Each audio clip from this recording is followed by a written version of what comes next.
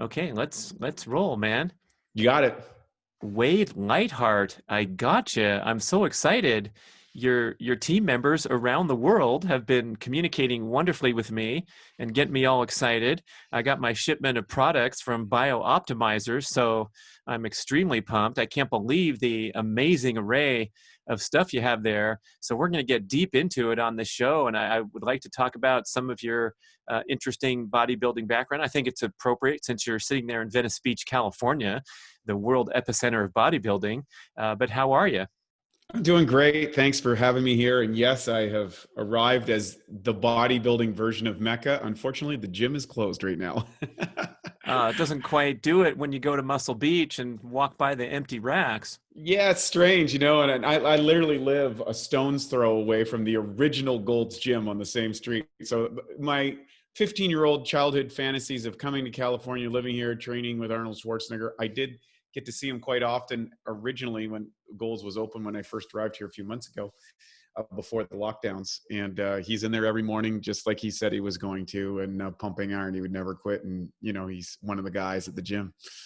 Oh my goodness. So how long ago did you get into this, and tell us about your career and your journey that's brought you today to the BioOptimizers role and all that athletic background, which is so fascinating, especially the soundbite that you gained 42 pounds after a bodybuilding show. I want to know how that's possible. Yeah, great. Okay, so real simple. I was a kid that grew up in Canada, in a place called New Brunswick, which is very similar to Maine. They're right beside each other, and played hockey and lived an ordinary life until I was 15 years old, when a dramatic series of events happened in a very short period of time. And what happened was my parents moved from a little village to a no village. It was 5 miles to my nearest neighbor up a dirt road. The telephone poles ended at our door. We'd be snowed in for several days. I'd take a snowmobile to get out to the bus sometimes. And although they were the caretakers for a wealthy business person who owned this beautiful resort, which is a great place to visit, but certainly not some place you want to be when I was 15. So I was taken away from my friends, taken away from my regular sporting activities, and separated, in isolation, which gave me a lot of time by myself, a lot of time to reflect, and had to figure out something to do. Concordantly, my sister, who was 4 years my senior, was diagnosed with Hodgkin's disease, which is a form of cancer of the lymph nodes. And over the next 4 years, I watched her go through the medical model before she died at the age of 22. That had a profound impact on me, in the fact that I was curious in kind of a naive way. As she went through these treatments, we'd come home from the 55-mile drive from her treatment, and we'd have to stop maybe 5-6 times, or she'd be vomiting and stuff. And I was like, how is it that the treatment, it seems to be worse than the disease? Very odd. And so that led me to go study exercise physiology at university. But then the third thing that happened during this very short window of period of time is my sister gave me a bodybuilding magazine. And that bodybuilding magazine had on the cover Troy Zuclato, who was a blonde guy like myself, who had just won the Mr. California contest, and had these two pretty girls in bikinis on the cover. And looking at his hyper muscularity and their hyper femininity, I was like, wow, maybe if I got these muscles, I could get girls like that. Maybe I could be a bodybuilding. And then in the pages, I discovered a fellow by the name of Arnold Schwarzenegger, who just so happened to be the biggest movie star in the world at that time. He had won Mr. Universe and Mr. Olympia and all these things, and had got an acting career and was married to the Kennedys. And I got his book, Education of a Bodybuilder. And inside that book, he had a very similar story. He had an older brother that died at an early age. He lived in a very small country called Austria. And he got into this kind of weird, obtuse sports called bodybuilding that everybody thought was crazy, but he transformed that into becoming, very successful, famous, and living this amazing life in California. And he said 3 things inside that book that changed my life. He said, you can achieve anything you want with hard work, self-discipline, and a positive attitude. Now, I had heard the hard work formula. Everybody around me worked very, very hard, but I didn't hear about self-discipline, and I didn't hear about the positive attitude. And so Arnold became my new de facto mentor. I built a gym in my barn, and in that barn, I had sawhorses and makeshift pulley systems where if I pulled the weight too far, it would smack me in the head. I had, 2-wheelers under tractor tires, and a little York barbell set that I had purchased from my summer job that I engaged in. And I would go out there every day and train. And even in the winter time when I would go out there and sometimes my hands would freeze to the bar because it was 40 below and I was training in a snowmobile suit. And my parents and family members and all this stuff thought I was nuts. And I would get on my soapbox every week and say, you know what, one day I'm going to compete in the Mr. Universe and represent my country. I'm going to own a supplement company and help people around the world. And I'm going to live in Venice Beach, California. And all of those things came true over time. And so Arnold's information was right. Now, it wasn't easy. I had no business to be in bodybuilding. I had terrible genetics. My parents looked like, you know, they could pass for Smurfs. But I had a lot of determination and discipline. And although I didn't win the Mr. Olympia, I did compete at the Mr. Universe. I went through a career in exercise physiology. I mentored under a fellow by the name of Scott Abel, one of the greatest bodybuilding coaches ever to live, and was able to, after 16 years of training from that individual 15 yard, go to the Mr. Universe, represent my country, and got the pictures and all that stuff go. And I did it as a vegetarian and drug-free, which is a whole other story. But after that contest, I gained 42 pounds of fat and water in 11 weeks. So everything that I had led to, everything that I learned, the expertise, the discipline, the Spartan workouts, the expertise, everything led me to this moment, and my body blew up. And I had the good fortune of meeting a guy by the name of Dr. Michael O'Brien, who was a senior citizen. He was in his 70s. He was super vibrant. He was giving a seminar, and he was everything that you would want to be as a senior citizen. You could hope. It was shocking to see his skin, his eyes, his cognitive capacity, his energy level, his vibrancy, his health. And he had overcome cirrhosis of the liver, advanced stage of colon cancer. He had helped Bernard Jensen, the godfather of iridology in America and the digestive health system, recover from a serious health challenge that he had in his book, Coming Alive. It's all detailed. And he told me something that I said, Dr. O'Brien, you know, you come to him, I'm like, what's going on? I'm supposed to be a representative of the cosmetic fitness idea that you could have as a bodybuilder. And somehow after the Mr. Universe, I've gone from Mr. Universe to Mr. Marshmallow. What the heck's going on? And he said, Wade, I'm going to teach you something that'll change your life. I said, what is it? He says, you've learned to build the body from the outside in. I'm going to teach you how to build the body from the inside out. I went under his tutelage, and I took massive amounts of enzymes and probiotics and minerals and vitamins and changed my dietary practices from what I'd say a performance diet to a health diet, being the new determinant of the same, Wade? Wait a sec. They're not? Oh my gosh. Exactly. Key distinction. And within 6 months, not only did I capture my physical condition, but I hit a new level of vibrancy, cognitive capacity, awareness, my skin, like people were like, what are you doing? Like I went from performance parameters of a low body fat level and a certain level of muscularity to a low body fat, a high level of muscularity, but super health and vibrancy. And I realized at that time there was 3 different areas, and we addressed these at Bioptimizers. There's aesthetics, there's performance, and there's health. Most people are attracted into this industry through aesthetics. They want to look better for there's sexual choices. That's really the basis, the driver of the fitness industry, the cosmetic industry, all these different industries, fashion industry. But eventually, top secret, Wade's telling us the truth now. It's all based on sexuality and that subconscious programming. I love that. And those 3 are, I want to hear how they blend together. That's really interesting.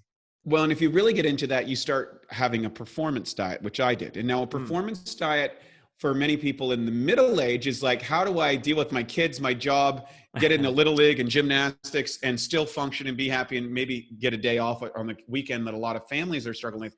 They're looking at a performance-based diet. And so in their performance-based diet might be taking, copious amounts of caffeine. It might be involving using some sort of pharmaceutical enhancement, whether that's hormone therapy or medications or antidepressants or who knows, whatever. Those are performance-based diets, because anything that goes into your body, whether it's drugs or food or chemicals, is part of your diet.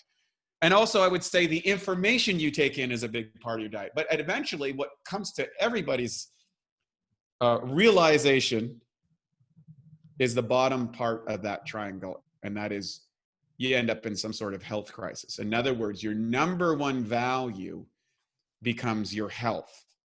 Now, some people get attracted to this because they have compromised health early on and go that route. Some people because they get into aesthetics. Some people because, you know, they don't care about how they look, but they've got to perform on the field or perform on the job. But ultimately, these three levels, ideally, wouldn't it be great if you could have aesthetics, you could have performance, and you could health? And I believe that is the new area of what we call biological optimization. By optimizing both the length of life and the functional capacity of life, so that you can live long, but live strong to your desired or biological predestined age, or maybe even extend that, who knows?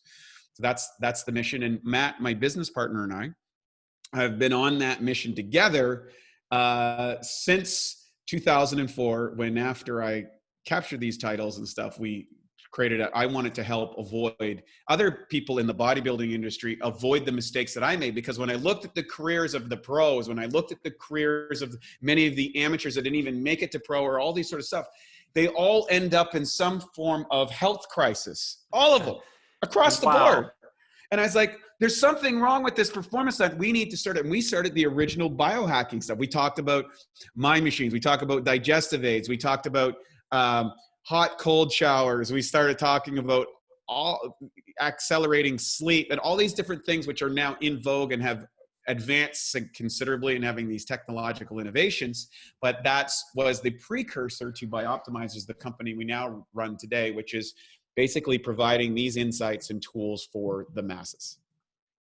Woo! Wind this guy up, and he's off and running. I love these kind of shows, man. I'm enjoying the story, and wow, there's so many questions and insights that come forth, and I now realize that, well, I guess in general, when we're going for aesthetics or going for performance, we most regularly screw them up, and so they do trash your health. But it seems possible that you can look good, perform well, and also support your health. And I think that's kind of my mission as an older guy right now. I talk all the time about my career. When I was a professional triathlete, I was extremely fit, but I destroyed my health. And now I'm trying to pursue athletic goals that are aligned with that dream to have a, functional lifelong capacity. So boy, if anybody's been there and learn through experience, where now you're coming out with supplements and programming, it seems like you've pushed it to the very extremes of performance and aesthetics and bodybuilding, and then learn the various mistakes that happen along the way. Yeah, I call it, we have an idea behind our company, and our company is focusing on biological optimization for humans, which is where all of the components that make it work, the symphony of factors that make it work flowing and whole, is both the quantity and quality of these products. But we have what I call the Formula One philosophy. And the Formula One philosophy is everybody today, has a car or drives a car or uses transportation. Now in Formula One racing, you have these, highly advanced people who take extraordinary amount of risks, driving cars at, 180, 200 miles an hour around crazy tracks under extreme conditions. And they crash, they go off the road, they blow the cars up, they catch on fire, they blow in, they spend an extraordinary amount of time, effort, energy, money, and extreme peril. And in those extreme conditions, technology is developed to make those cars, like disc brakes and power steering and aerodynamics and all of the technical innovations and electrical, all these sort of things get advanced. And that technology trickles down into your car experience so that you drive down the road in a safer place than you could otherwise. And that is a pretty fascinating thing. And so we've applied those same principles that you can discover only on the edges. Basically, you are accelerating your performance span. You're actually taking away from your health. You're sacrificing health for performance. You're taking a certain amount of calculated risk, as all athletes do. And I want to be clear about this. Athletes are fit, not necessarily healthy. And we have built a model that sacrifices the health in pursuit of this performance. But the Formula One philosophy says okay, we're not making condemnation of that. What we're going to say is, how do we extend the performance career of those people? What are the things that we can learn on those edges? And then we can apply to Ma and Pa America so that they can live their highest performance in their life and avoid some of the pitfalls that are invariably going to happen as we age and degenerate. And not only that, we can apply these technologies and start returning the body back to a higher level of health and a higher level of performance. And concordantly, oftentimes that has some aesthetic appeal, and people are like, wow. And we're seeing this now in professional sports. If you take a guy like LeBron James, Tom Brady, Mm. these type of individuals who are spending an extraordinary amount of money, in probably upwards of $1 million a year, to maintain a peak level of performance that is extended past the normal age capacity. And so they're basically putting out their performance lifespan. They're extending that. Now, for them, that's making them millions and millions of dollars. Like 1 year to do that is, okay, I spend $1 million and I make 30. Well, hey, that's a great investment, right? So the bottom line is that philosophy will make technology more affordable, more effective, easier to access as it trickles down. And we're on that kind of bleeding edge when it comes to internalize digestive optimization. And now we're moving into nervous system regulation and things like that. I love it. So you take you're taking the best innovations, as well as the crash and burn of the tires or the brakes that didn't quite hold through under pressure. So you're taking the best and the worst of the people out on the edge, and then applying it to mainstream. So when you were in your bodybuilding scene there, and your body, you describe it as falling apart after the show.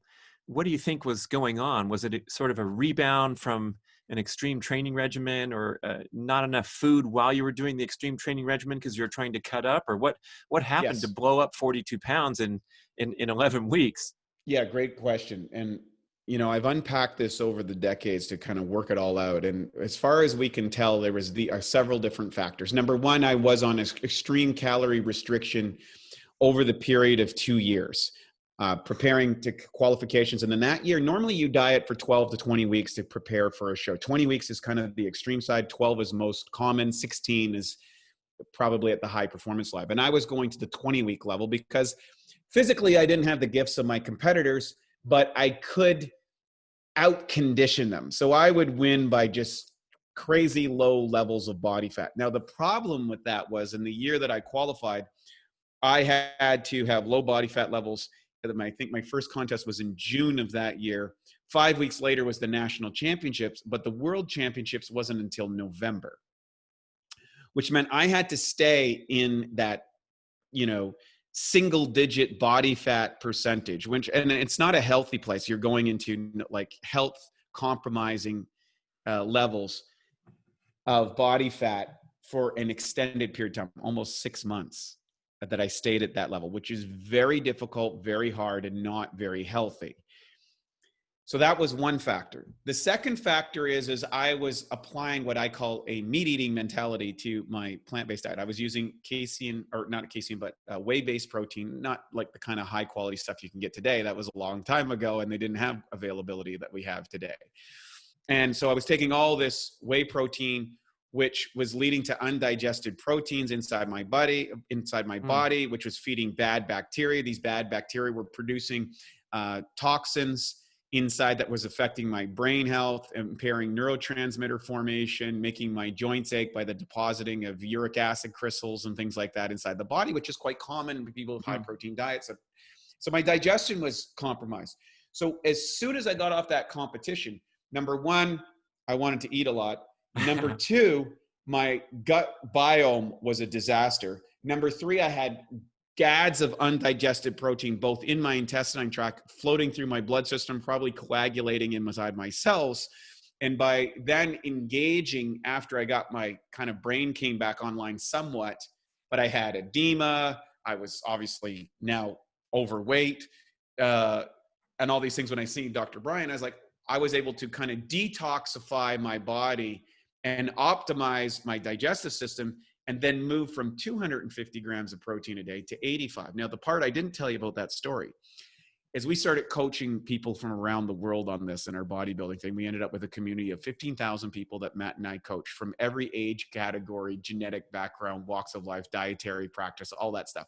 We gathered all of that data and started testing our enzyme formulation. We started testing our probiotic. We started testing minerals and vitamins. We started doing this and figuring out things that worked in clinical effectiveness, not a double-blind study that here we're controlling all the parameters. We're talking about real world functionality.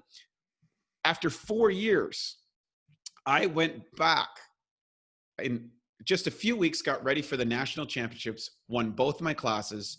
3 months later, went to the world championships, placed 5th in the world where I placed 13th the time before, had no rebound after the competition, had no downtime of my brain function, body, all that stuff. And I had more muscle than I had the previous competition, 4 years older, eating only 85 grams of protein a day, because I had optimized my digestion. I had optimized my ability to transport amino acids. I had improved my recovery parameters inside the body. And I was following something that was rather radical, but certainly allowed me to perform at a higher level than before while maintaining my health and achieving the aesthetic ideal.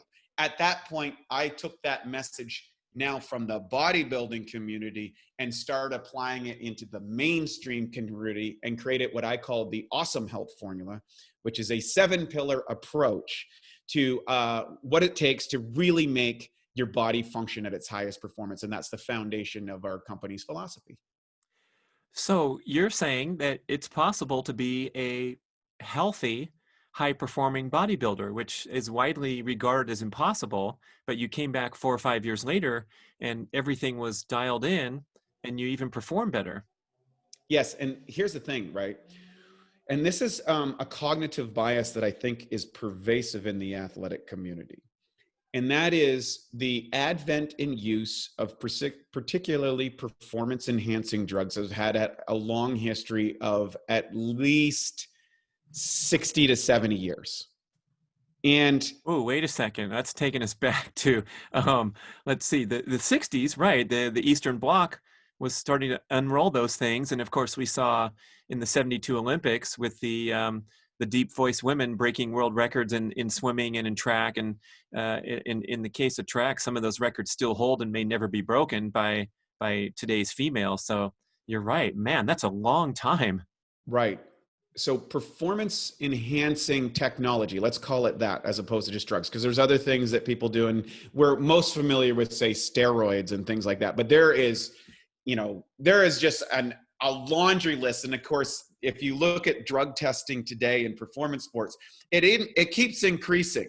And so there's this game between the insider chemist creating products that may show up or may be non-detectable on the test, and then the testing people who are trying to catch all the things that they're doing. So it's this cat and mouse game that's going on behind the scenes of virtually all sports. Okay, I know people are talking about the Olympics because at the end of the day, gold medalists make a lot of money.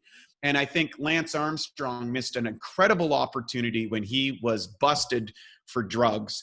And he should have just came out and said, look, everybody at that level is on these drugs. We've done it because if you want to win at that level, you just go this route. And because it's all hidden behind the scenes, we're not getting the full effective information. The other thing is we have a 7 years head start on the drug usage program. And we've only been into the alternative technology for maybe 15 years, 20 at the most. So the natural health industry and the biohacking industry, which is now starting to grow up and influencing, and as testing gets better, the availability and health compromising drugs that are being used for performance are getting less and less prevalent.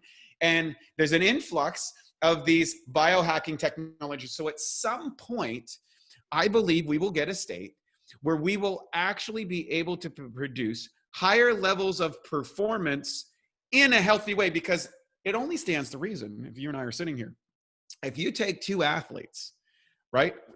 Let's say they're twins with identical genetics and the identical psychology and sport, and they're competing together.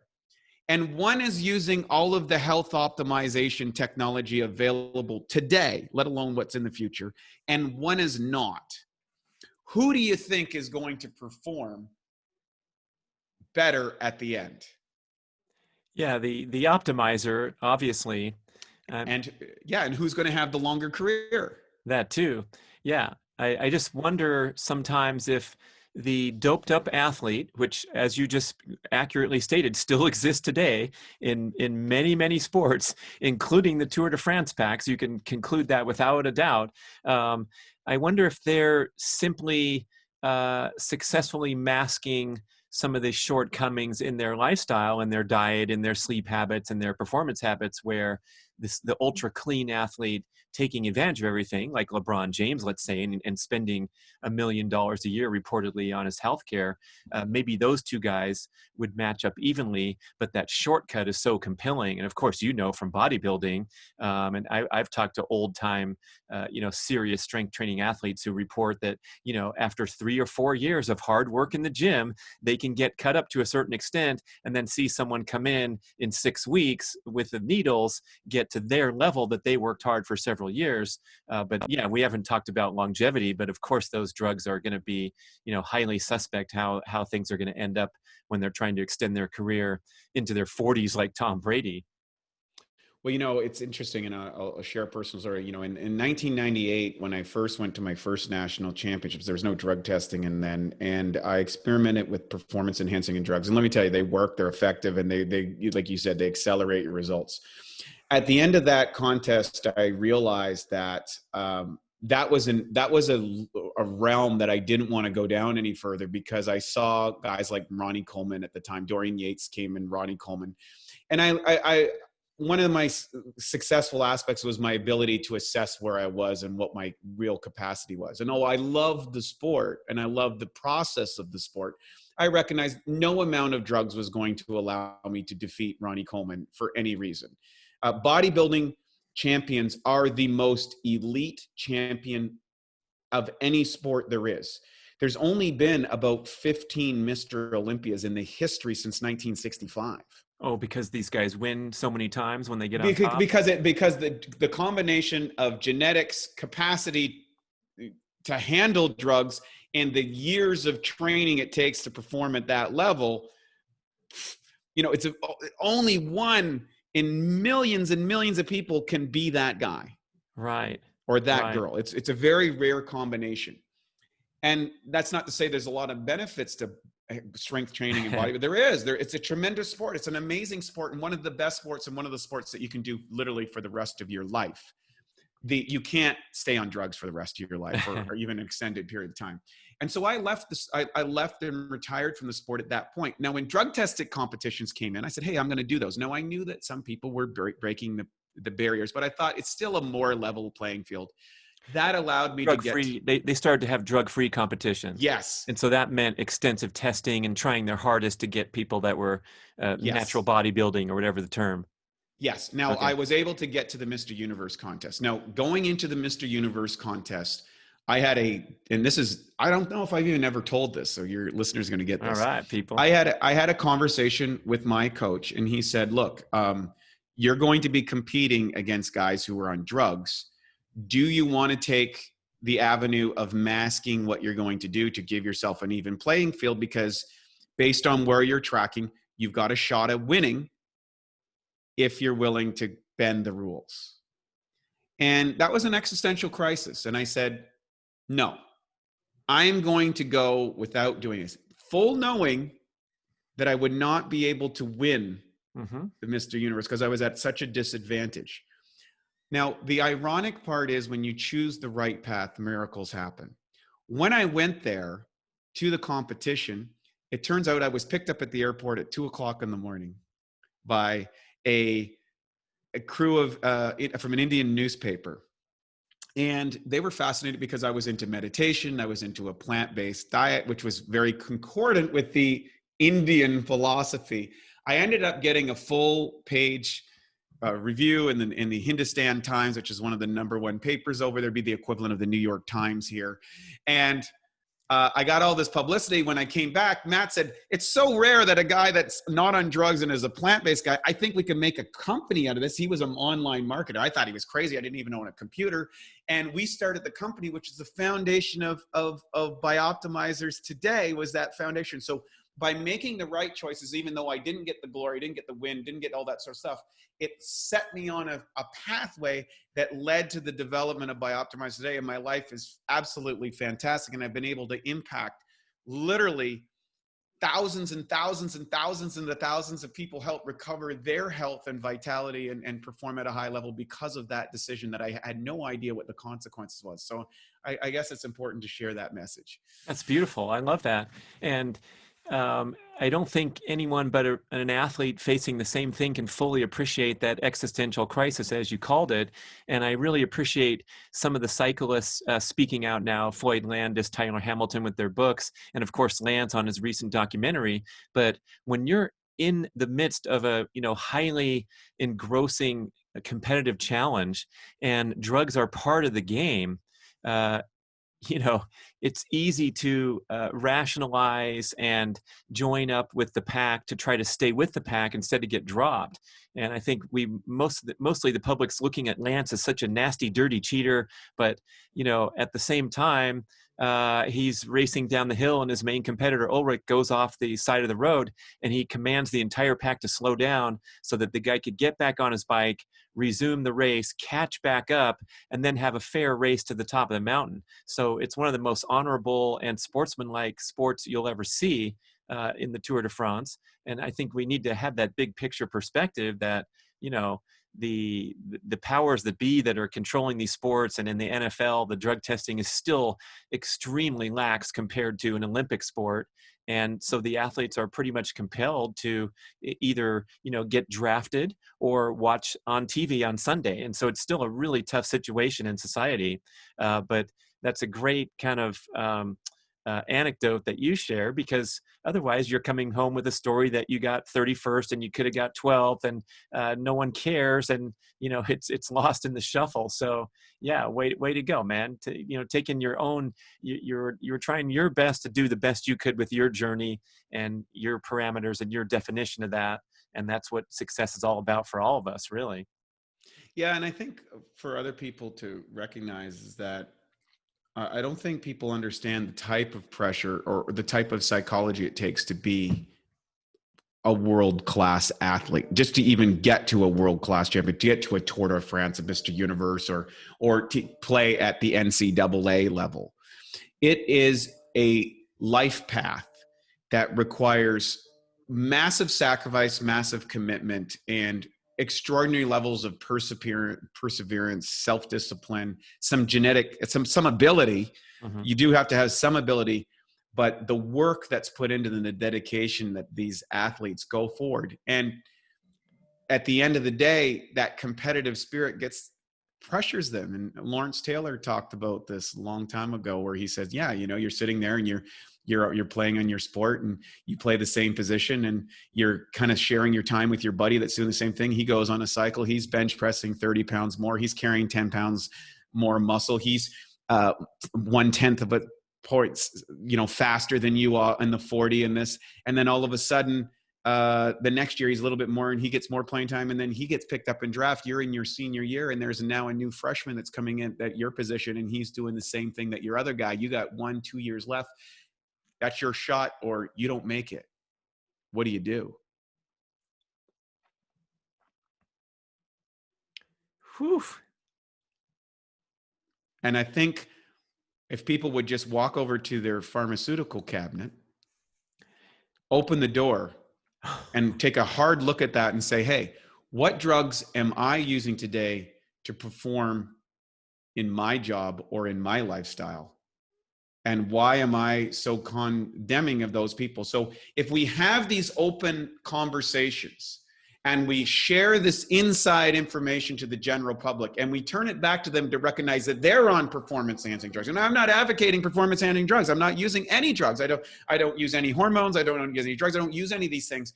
But I made that choice way back in 1998. And it took me, it's 22 years later. Now, have I got a system that can perform at the levels of drugs as far as peak performance? No, I don't. Do I have something that can extend your healthy performance for a longer period of time? Absolutely. And that's why we're here today. All right. Well, that's nice, interesting tangent we got off with the performance enhancing drugs. I have a lot of strong feelings about that because my professional career kind of ended right before the advent of EPO, which threw all the endurance sports on its ear. And Right. boy, when you can get an instant 6% advantage with the same training, then we're going off into the dark age of sport, which we're still in, especially with the endurance sports. But back to an interesting comment you made about unpacking all the stuff that had happened to you when your body blew up in your first foray into bodybuilding. And one of the things you mentioned was that discovery of your gut dysfunction. And that was years before the emergence now only in the last few years of the gut microbiome as being a centerpiece of healthy living. So I'm wondering how you kind of figured that out so long ago. I mean, the excess protein, we've known for a long time how bad that is for the body. So you had that one tagged, but then the other part with your digestion, which also seems to be the main thrust of your company. I'd love to get into that topic. Great question. So Dr. O'Brien, the man I met, was the clearly responsible. Now, he was saying some things that were counterproductive to counterintuitive to what I was advocated in the performance world. And he cited a fellow by the name of Dr. Edward Howell, who was the godfather of enzymes. And Dr. Howell's book was resurrected by a fellow by the name of Viktoras Kulvinskas. And Viktoras Kulvinskas was a disciple, if you will, of Paul Bragg, the guy that put the first health food store in America. And he was digging around in medical school at the Harvard Medical Lab and found these books written by Dr. Edward Howell from the 30s and 40s that had talked about the change of what was happening in food production distribution. And he started replicating the famous Pottinger's cat studies. And Pottinger's cats they were feeding cats an enzymatically deficient diet. And by the third generation, these cats lost the ability to procreate, had weird sociological behaviors, and had rapid rise in genetic-based illness. Well, he replicated these studies over all these different species.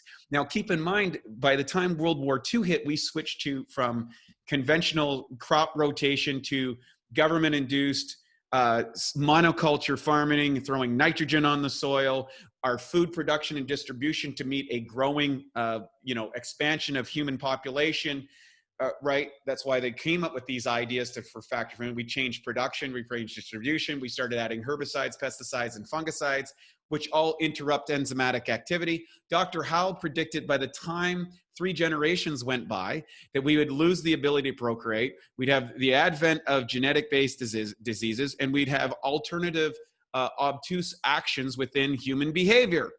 Well, guess what? We're 3 generations away from what Dr. Howell predicted, which he replicated through all these species, taking out enzymes and the probiotics, which were naturally present in the foods that we were getting. And guess what? Here we are today with that. And so Dr. Howell actually taught Dr. O'Brien these principles. And when Dr. O'Brien ran into his health conditions, he remembered what Howell said, oh, well, so then they interacted. And the long story short is he cultivated this to recover from a serious condition by changing his digestive health and resulting in that, and started teaching that, who mentored me, who then went to Dr. Howell's books and then interacted with Kulvinskas and all this sort of stuff. And that's where we got to today by creating formulations that optimize the gut. Because right now in America, 12% of the emergency hospital visits are related to gastrointestinal illnesses. 100 million Americans on any given day are suffering from some sort of digestive distress that is using either an over-the-counter or prescription medication for digestive related illnesses, because everything that we're doing to our food, the drugs, the chemicals, the disruption in the microbiome, the genetic modification, the chemicals that are doing, have disrupted this single canal from your mouth to your bum. And there's 5 key elements that goes to this digestion. It's a very elaborate process. And it's not what you eat, it's what you digest, absorb, and utilize. And if you have a compromised digestion, not only are you going to have digestive distress now, but you're going to be one of those statistics ending up into an emergency hospital visit where you need, something cut out of you, or some sort of horrible condition that ensues onward, or you'll be dependent on prescription medications for the rest of your life. So I'm guessing the digestive distress is coming from eating the nasty processed food that is the centerpiece of the standard American diet. And what's the path to healing? You have the enzymes and probiotics that you promote. So I imagine we're going to be recommending to get on a good supplement program, but also going hand in hand with healthy dietary choices. I'm also curious if you're still plant-based like you report back in your bodybuilding days. Yeah, I'm still plant-based. My business partner's a keto guy. So we're at the opposite ends of the spectrum. We're dietary agnostic. We believe that you should select a diet based on your lifestyle, your genetic background, your detoxification pathways, and what you enjoy. So we're dietary agnostic. But what's great is we go back and forth to find common elements. And I would say this, the USDA allows 50 different chemicals on organic produce. Regular produce has no regulation, and in many places we do not get to know about genetic modification of our foods. I'm from Canada, and the government has basically banned people from knowing which products are genetically modified and which is not, and it's pervasive in many places in the States as well. Combined with that, these herbicides, pesticides, and fungicides may be also sprayed onto the food in transport, plus food is irradiated. So you could be choosing what you feel is a healthy diet, organic, which is filled with chemicals, which are we call digestive disruptors inside the body, over and above the processed foods and the frankenfoods and the foods with preservatives and dyes and all these other things. So basically there is a massive amount of elements which are disrupting the digestive health of everybody, no matter how well you're trying to choose that diet.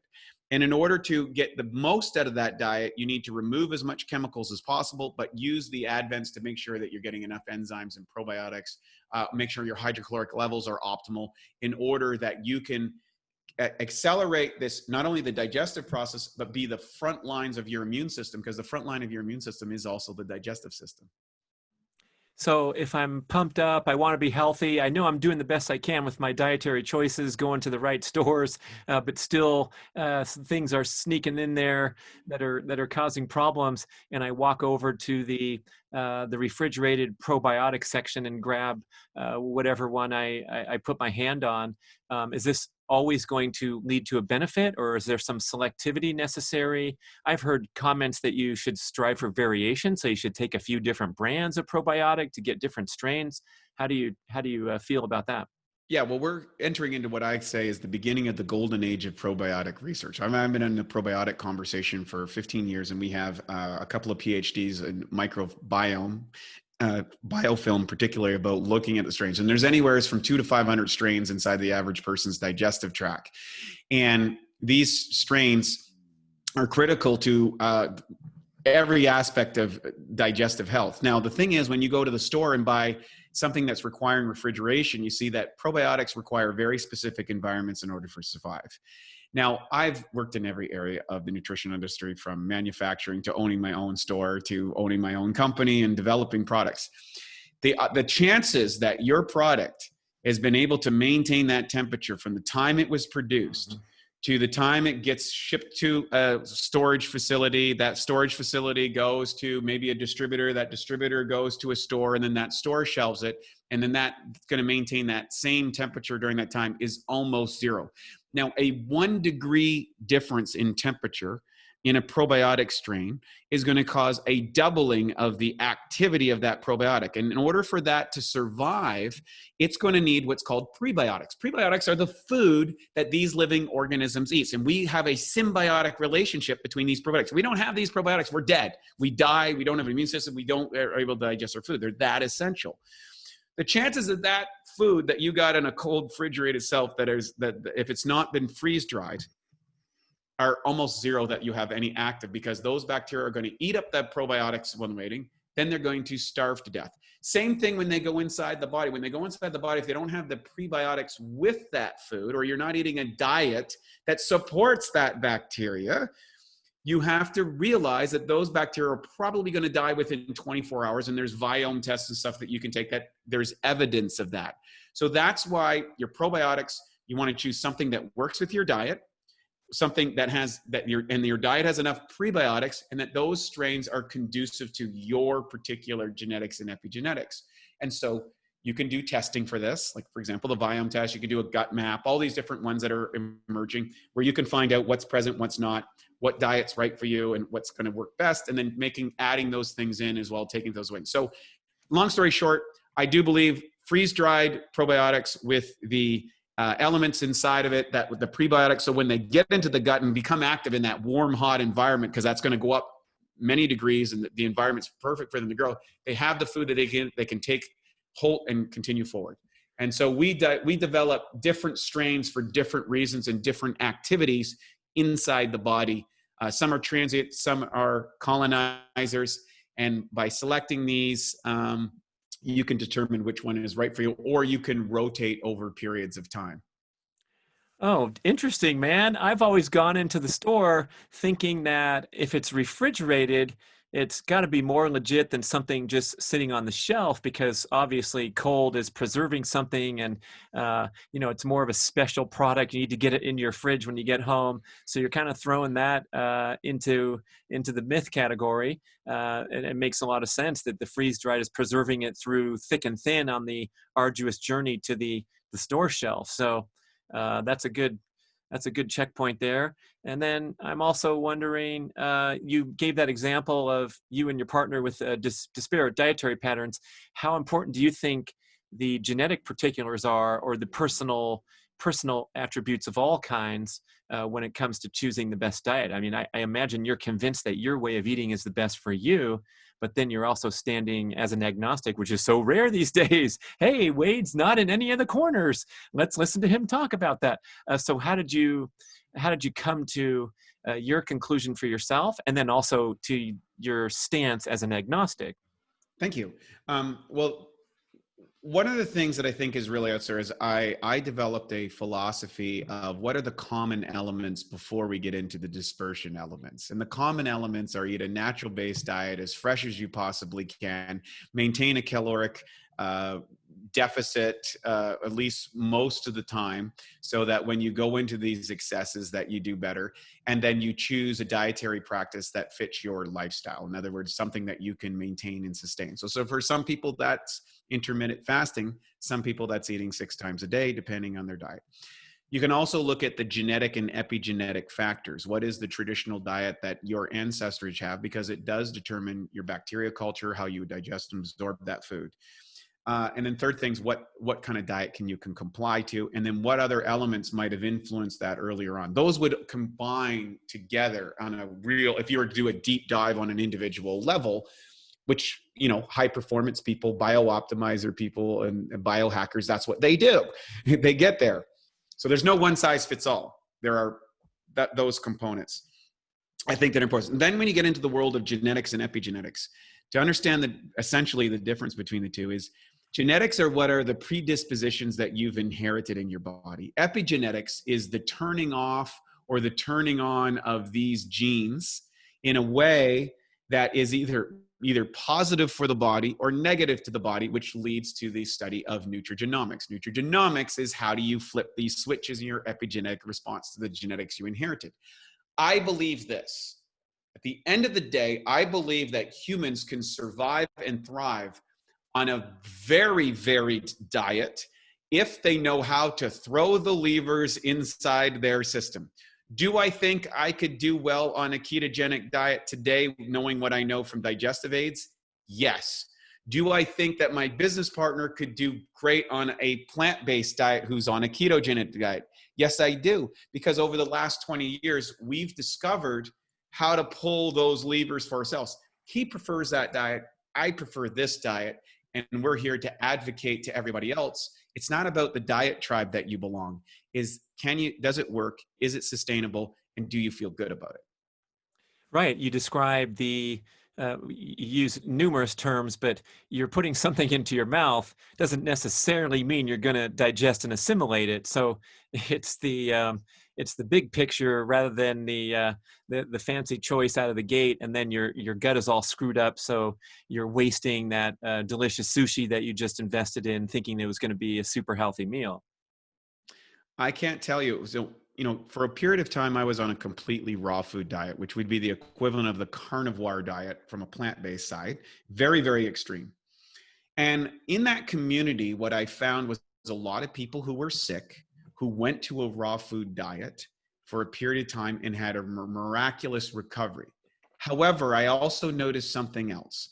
As they stayed on that diet for an extended period of time, they started to run into a variety of unintended consequences, because whatever the restrictions that diet created in the short term had a benefit to treat whatever condition they were suffering from. However, it was setting up the conditions for the next problem that they were having. The unintended consequences of the benefits of one sort of eating had unintended consequences on the other, part and parcel. I always had trouble digesting, absorbing, utilizing fats. I just did. For whatever reason, my body just didn't agree with it. I didn't feel good on it. I would avoid it. Maybe it was my bodybuilding psychology when we were on the old protein carbohydrate program, where Matt was he's been a keto guy for 20 years. I've been over 20 years. And so we would have these debates back and forth about fats versus carbohydrates. He had a high sugar diet, didn't do well on carbs, feels better on the other. So later on, a few years ago, he developed an enzyme formulation that actually worked with 4 different types of lipases, the enzyme that breaks down fats, that I could use and radically boost up my fat intake without getting fat in my stool. Because now I had the ability to break down, digest, and absorb that fat where I didn't have that ability before.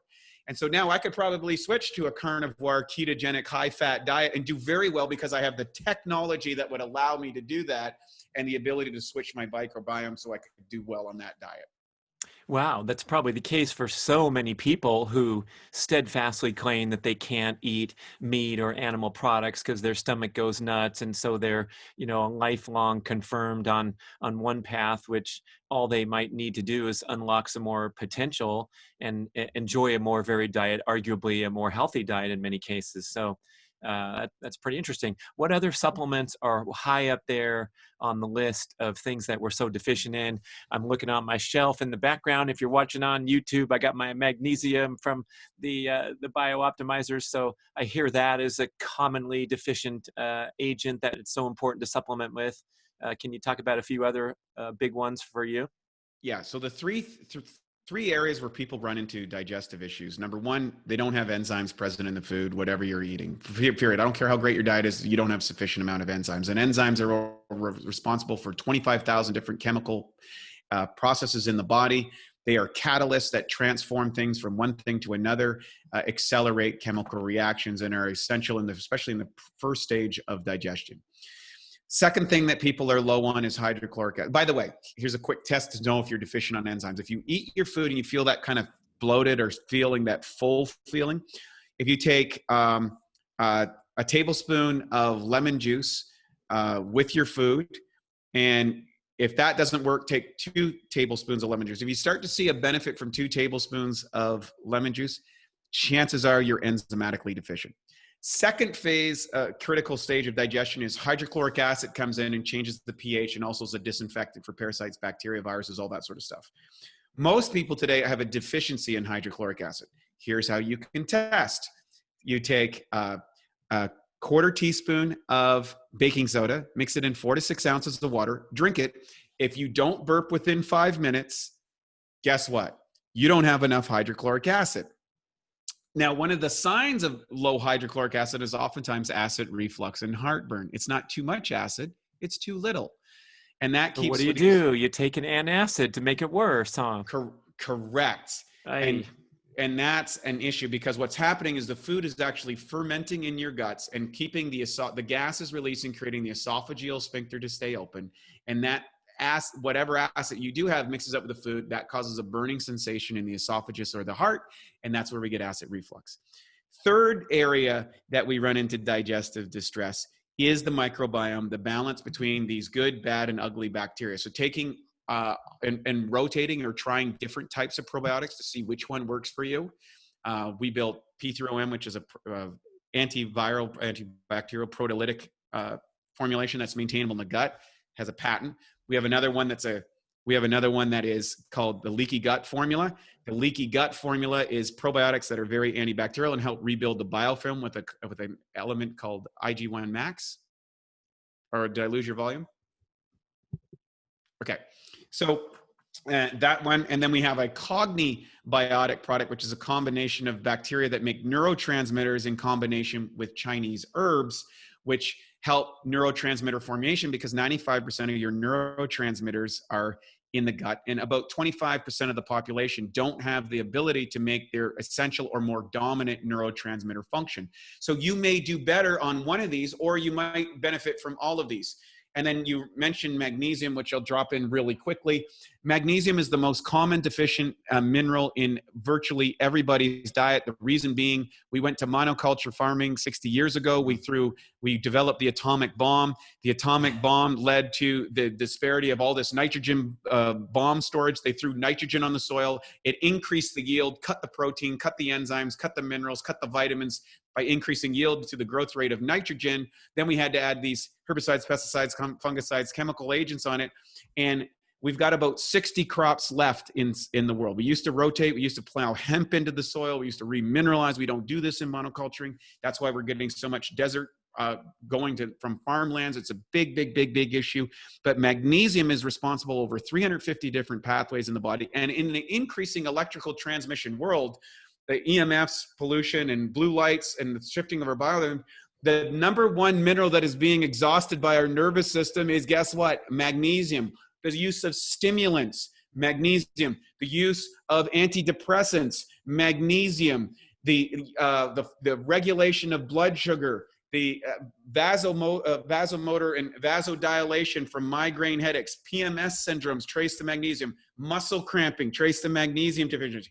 The stress response, getting angry or upset or being overstimulated, magnesium. Sleep deficiency, almost all of the common elements we've developed, a massive array of billions and billions of dollars of drugs can be traced back to an extensive long-term magnesium deficiency. And there's different magnesiums which are used for different parts of the body. And there was a fellow by the name of Dr. Charles Poliquin, who trained 27 gold medalists, like 27 different sports gold medalists in the who's who of sports, said, hey, in order for his athletes to do really well, he discovered that there were different types of magnesiums for different parts of the body. And so that was the precursor of why we started developing the first 7 type magnesium that deals with the magnesiums for the brain, the nervous system, the blood cells, the blood sugar regulation, everything that's all in there in one. Because I got tired of having 6 different bottles costing me a super amount of money to take all these different magnesiums that I wanted to get the benefit from that. And it's an extraordinary product and has gone crazy. So anyways, all that to tell you the kind of the backstory behind these things. Wade Lightheart, you're a high energy guy, man. I dig your action, very compelling stories. I think we learned so much on this show, and I'm curious, your bodybuilding days are long since past you. I'm wondering how you keep in shape today and what's your favorite stuff to do? Yeah, great question. So recently, of course, we didn't have, I lost access to the dream gym, the Mecca of bodybuilding Gold's Gym, which is closed down at the moment due to the lockdown. So what I've developed is I have a mini trampoline that I jump on in my front yard. I have an X3 band set, which I discovered during this lockdown, which interesting enough has a different strength curve than regular weights. Yeah, and so the opposite. And incredible. I just did a show with Dr. Jakewish, and boy, I think this is one of the great breakthroughs coming in fitness, because when you do a workout with that, you realize what working the maximum power in those range of motions, the opposite of weights. And yeah, that's cool that you're into that too. Yeah, so I discovered that. I got a selectorized set of dumbbells and a little bench in my yard that those Bowflex ones where you can turn. And so I got those going on. And then I've got an attack bike to do high intensity training. So attack bike, that's the ones with the fins and you go like this or whatever. And I do that. 3 times a week for about 8 minutes in 20-second sprints with 40-second rest periods. And then I jump on the rebounder multiple times a day. I train with the bands 3-4 days a week and dumbbells in combination. And then I do alternate day fasting. So I eat for 12 hours and then I fast for 36, 3 times a week. And then Wow. I take Fridays and Saturdays completely off. I can do whatever I want as far as eating. I can go out with my friends and, eat the things that you're not supposed to eat and make the social things to people like, how do you stay in shape while you're doing this? I'm like, well, I just don't eat 3 days a week. And they kind of laugh and they think, is he serious? And yes, I am. That's a good plan. You're Yeah. dialed in. I love it. How can we connect further with you? Yeah, so for all your listeners out here today, if you want to connect with us, you can always go to bioptimizers.com. In fact, if you go to bioptimizers.com, get over yourself, you can use a coupon code of get over yourself 10 and you'll get 10% discount on any of our products at Bioptimizers. I've also am giving away our 12-week Double Your Energy course, which is a 12-week course, 5 to 15-minute videos of everything on all these different areas, the bucket theory of nutrition, how to choose your Jedi Council, how to select things, how to figure it out. All that stuff is in there in these little quick videos. We give it away for free so you can learn from all the people that I learned from. It's all condensed and we give that away to everybody. And all of our products have a 100% 365-day guarantee. If they try a product and they're not absolutely blown away, it's not the best one they've ever taken, call us up, text us, send a carry pigeon, whatever you want to do. We'll give you all your money back. So Facebook, Bioptimizers, Awesome Health Podcast. We're all there at Bioptimizers' main site. You can get there and take advantage of it. All right. Great show. Thank you, Wade. Thank you, everyone, for listening and watching on YouTube.